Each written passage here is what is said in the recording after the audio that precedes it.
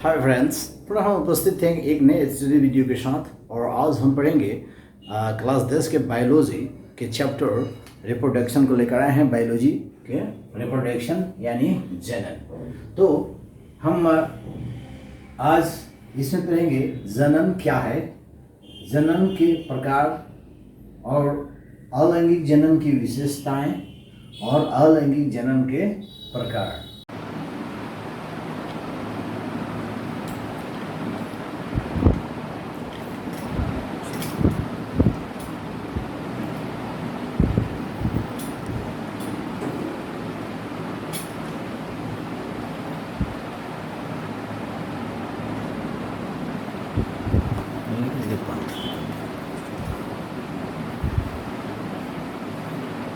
तो आइए शुरू करते हैं।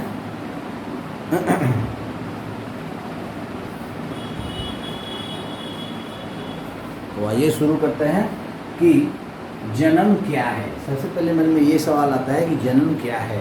तो जनन वह प्रक्रिया है जिसमें कोई संतति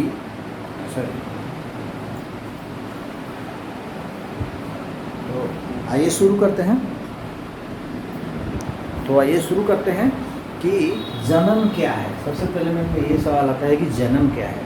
तो जनन वह प्रक्रिया है जिसमें कोई जनक अपने ही जैसे, अपने समान संरचना जैसे ही दूसरी संतति यानी संतान की उत्पत्ति करता है ना। तो संतान की उत्पत्ति करने की प्रक्रिया है जनन ना। जैसे बाघ का बच्चा बाघ ही होता है, बिल्ली का बच्चा बिल्ली जैसा ही पैदा होता है और मनुष्य का मनुष्य जैसा ही पैदा होता है।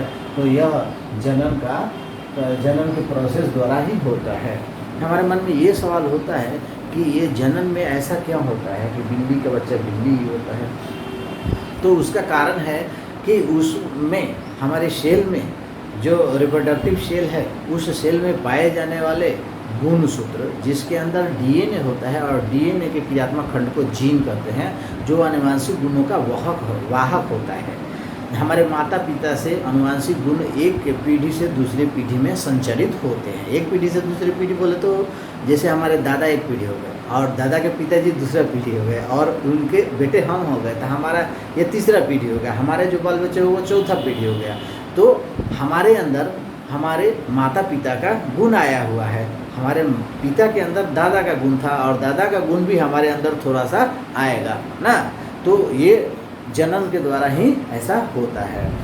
जनन क्यों जरूरी है आप जान सकते हैं। तो जनन हो रहा है, कोई जीव अपने जैसा ही जीव पैदा कर रहा है, तभी तो इस धरती पे वो जीव दिखाई दे रहा है ना। तो अब जीव के अस्तित्व को बरकरार रखने के लिए ना, उसकी जाति को बरकरार रखने के लिए जनन आवश्यक है। ये जनन का महत्व है। तो अब मन में ये सवाल आता है कि एक ही माता पिता के जो संतान होते हैं वो देखने में आवाज़ अलग रहता है, उनका जो शारीरिक रचना होती है, उनका नाक नक्शा जो होता है, चेहरा एक जैसा मिलता जुलता नहीं है, फिंगरप्रिंट भी नहीं मिलता है, बाल का आकार ना।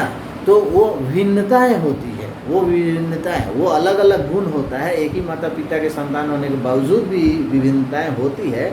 तो इसी को हम क्या कहा जाता है, इस अलग अलग गुण को विभिन्नता कहा जाता है। विभिन्नता का महत्व क्या है हमारे जीवन में?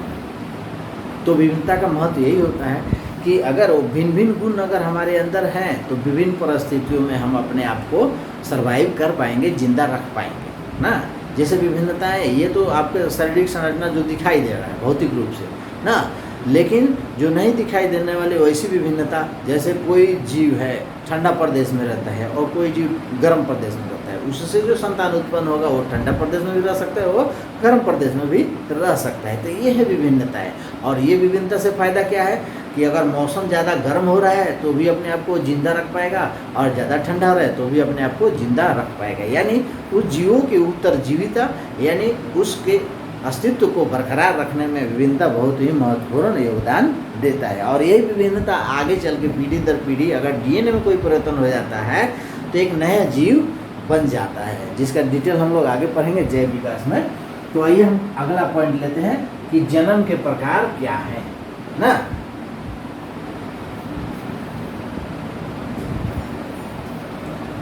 आप देखते हैं कि जन्म के प्रकार में दो जनन आते हैं, अलैंगिक जनन एसेक्सुअल और लैंगिक जनन सेक्सुअल रिप्रोडक्शन।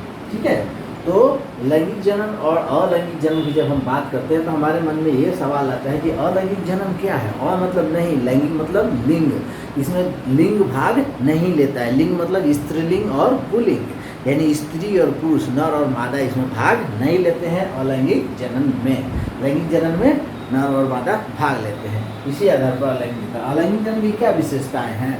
अलैंगिक जनन में क्या होगा कि जीव के सेम हूबहू जो है दूसरा जीव उत्पन्न होता है। जैसे हम अपने माता की तरह नहीं हैं, हम अपने पिता की तरह नहीं हैं, हम उन दोनों से भिन्न हैं।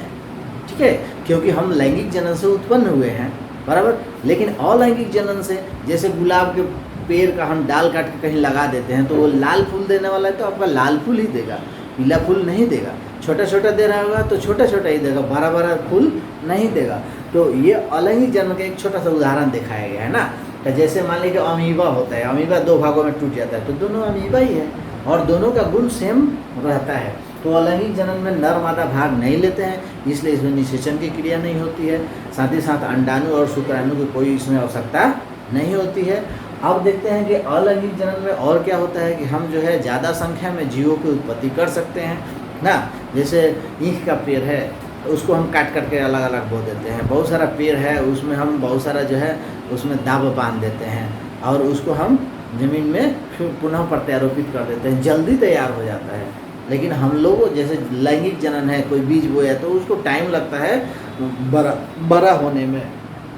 तो अलैंगिक जनन में ये होता है। उसमें जो है अलैंगिक जनन में दीर्घसूत्री विभाजन और समसूत्री विभाजन वाला प्रोसेस नहीं होता है, इसमें इसकी कोई ज़रूरत नहीं है। जब मान लीजिए कि दो गोनड आपस में मिल नहीं रहे हैं, दो सेल आपस में मिल नहीं रहे हैं, तो उस तरह के विभाजन की आवश्यकता नहीं है। डीएनए के प्रतिकृति यानी जेरोक्स कॉपी जो बनता है वो भी इसमें बनने की आवश्यकता नहीं होती है ना।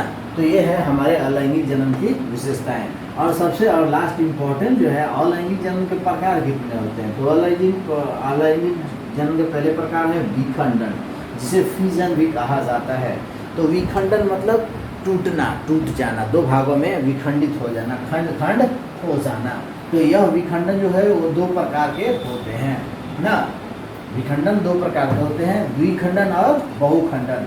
जब दो भाग में टूटता है, खास करके अमीबा आप देखे होंगे, एक छोटा सा जीव है, एक कोशिकीय जीव है, और एक कोशिकीय जीव में सरल जीव में ही यह द्विखंडन और विखंडन की क्रिया होती है। तो यह दो भागों में ऐसे बीचा बीच से टूट जाता है और इसके सेल, इसके केंद्रक इसमें भी चला जाता है, इसके केंद्रक इसमें चला जाता है, और इस प्रकार देखते हैं कि एक जीव उत्पन्न हो गया। अब यह दो जीव संतति उत्पन्न हो गया, दो संतान उत्पन्न हो गया, दो अलग अलग जीव उत्पन्न हो गया। तो इस प्रकार का विखंडन जनन होता है।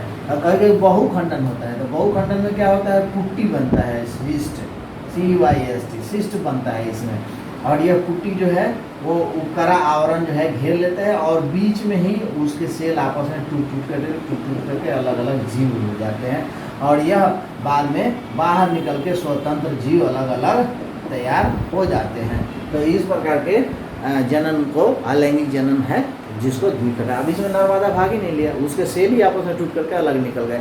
तो यह मलेरिया परजीवी में देखने को ऐसा मिलता है ना।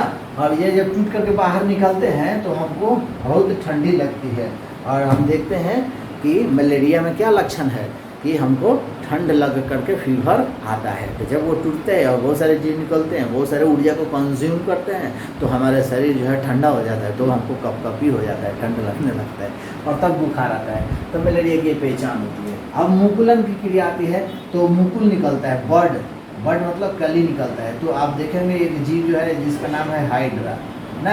हाइड्रा एक जीव रहता है जिसके ऊपर चारों तरफ स्पर्शक होता है, यहाँ पे मुख होता है, यह स्पर्शक है जिससे वो भोजन पकड़ने का काम करता है। तो इसमें से एक कली जैसा उसके शरीर से निकलता है और यह बढ़ते बढ़ते बढ़ते बढ़ते 12 जीव हो जाता है ना।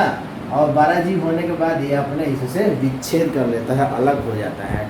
तो कहा जाएगा कि मुकुलन जनन की वह प्रक्रिया, अलैंगिक जनन की वह प्रक्रिया है जिसमें जनक के शरीर से मुकुल निकलकर वर्धित होता है, यानी बढ़ता है, और बढ़ करके पुनः जनक के शरीर से अलग होकर एक स्वतंत्र जीव बन जाता है। इस प्रकार की प्रक्रिया को हम मुकुलन कहते हैं। उसके बाद आता है आपका अवखंडन या पुनर्जनन, जो कि आप देखेंगे स्पाइरोगाइडा और प्लेनेरिया में होता है। इसमें स्पाइरोगैरा और प्लेनेरिया में होता है। मान लीजिए कि ये प्लेनेरिया का शरीर है ना, ये प्लेनेरिया का शरीर है और यह खंडित हो गया, यहाँ से काट दिया, यहाँ से काट दिया, किसी कारण से कट गया या टूट गया, तो टूट जाने के बाद यह अलग जीव पैदा हो जाता है। यह धीरे धीरे धीरे धीरे अपने टूटे हुए भाग का वृद्धि कर लेता है और कर करके एक नया जीव पैदा ले लेता है। इसलिए इसको पुनर्जनन भी कहा जाता है, फ्रेगमेंटेशन के नाम से इसे जाना जाता है। तो इस प्रकार के जनन को पुनर्जनन अलैंगिक जनन कहा जाता है। उसके बाद आता है विषाणु जनन, स्पोर फॉर्मेशन, विषाणु जनन। इसमें क्या होता है कि एक विषाणु का निर्माण होता है, विषाणु का निर्माण होता है, विषाणु धानी का निर्माण होता है। इसमें छोटे छोटे विषाणु जो ऑलरेडी रहते हैं और ये बहुत हल्के होते हैं, कहीं भी हवा में उड़ते हुए रहते हैं। ये सर्वव्यापी और सर्वत्र होते हैं। इसमें जीवाणु, बैक्टीरिया, शैवाल, कवक, फंगी ये सब आते हैं ना, सर्वत्र विद्यमान होते हैं। यह बीजाणु धानी जो चारों तरफ से बना हुआ रहता है, उससे फायदा क्या होता है कि उसको प्रतिकूल परिस्थितियों में जिंदा रखने में सहयोग करता है। प्रतिकूल परिस्थिति मतलब ज़्यादा तापमान होता है, ज़्यादा ठंडी पड़ती है, तो भी अपने आप को वो जिंदा रख पाते हैं ना। और जैसे ही अनुकूल परिस्थिति आता है, थोड़ा सा नमी मिलता है, तो उसके स्पोर जो है फट जाते हैं, बीजाणु धानी ये फट जाते हैं और फट करके यह बाहर निकल के वृद्धि करना शुरू कर देते हैं। जैसे आप लोग देखे होंगे कि नल का पानी जब हम नल का खोलते हैं, पानी ज़्यादा गिरने लगता है, बरसात का मौसम आता है और छत पर से पानी जो है नीचे गिर रहा होता है, तो दीवार में क्या लग जाता है, काई लग जाता है। वो काई कहाँ से आ गया, वो भी एक जीव है, मॉस है ना, तो वो काई कहाँ से आ गया, तो वो ये बीजाणु धानी सर्वत्र व्याप्त हैं, घूमते रहते हैं। जैसे प्रतिकूल परिस्थिति हुआ, नमी मिला और वो फट के और बाहर निकल गए, अपना वृद्धि करने लगते हैं ना। उसी तरह बरसात के मौसम में देखे होंगे आम के पेड़ पर जो है उजला उजला कलर का जो धब्बा जैसा निकलता है, वो भी बढ़ना शुरू कर देता है, तो वो फंगी है, तो फंगी उत्पन्न होना शुरू हो जाता है। तो यह जो है बीजाणु धानी प्रोसेस अलैंगिक जनन के द्वारा प्रोसेस करता है। और है आपका एक कायिक प्रवर्धन, जो कि पौधों में देखने को मिलता है, वेजिटेटिव प्रोपगेशन। तो वेजिटेटिव प्रोपगेशन में क्या होता है, जैसे हम लोग पौधों में एक पत्तियों के द्वारा, जड़ के द्वारा या तने को काट करके या कलम लगा करके नए जीव उत्पन्न कर देते हैं, तो इसको कायिक प्रवर्धन कहा जाता है। और एक नाम सुने होंगे ब्रायोफिलम की पत्तियाँ ऐसी होती है, और यहाँ पे जहाँ जहाँ यहाँ पॉइंट होता है वहाँ पे वो जड़ तना निकाल करके नया पेड़ जो है उत्पन्न हो जाता है ना। जहाँ जहाँ ये पॉइंट रहता है वहाँ से इधर से जड़ निकल जाएगा और ये पत्तियाँ निकल जाएगी। इसको सिर्फ ले करके और मिट्टी में रख देना है। मिट्टी में जैसे ही टच करेंगे तो इसके जहाँ जहाँ यह कट रहता है, जैसे जैसे मुड़ाव रहता है, उस मुड़ाव के पास से जो है वो नया एक जीव पैदा हो जाता है ना। इस प्रकार जो है पत्तियों के द्वारा होता है ना। आप देखे होंगे कि आम का पेड़ है तो उसमें कलम बांध देते हैं हम लोग ना, तो उससे एक नया जीव, जैसे आपका केला का पेड़ है तो उससे हम करते हैं। इसके अलावा जो आप आलू देखते हैं, आलूआ देखते हैं, आलू का लतर गाड़ देते हैं और हमारा पौधा तैयार हो जाता है। आलू के आँख को निकाल करके ज़मीन में बो देते हैं या आलू को ज़मीन में गाड़ देते हैं, तो उससे नया पौधा उत्पन्न हो जाता है। इस प्रकार के जनन को हम क्या करते हैं, कायिक प्रवर्धन, ये पौधों में ही होता है, देखने को मिलता है। तो ये भी एक अलैंगिक जनन का प्रकार है। और इसके साथ ही हम लोग लैंगिक जनन में अगले चैप्टर में मिलेंगे। धन्यवाद।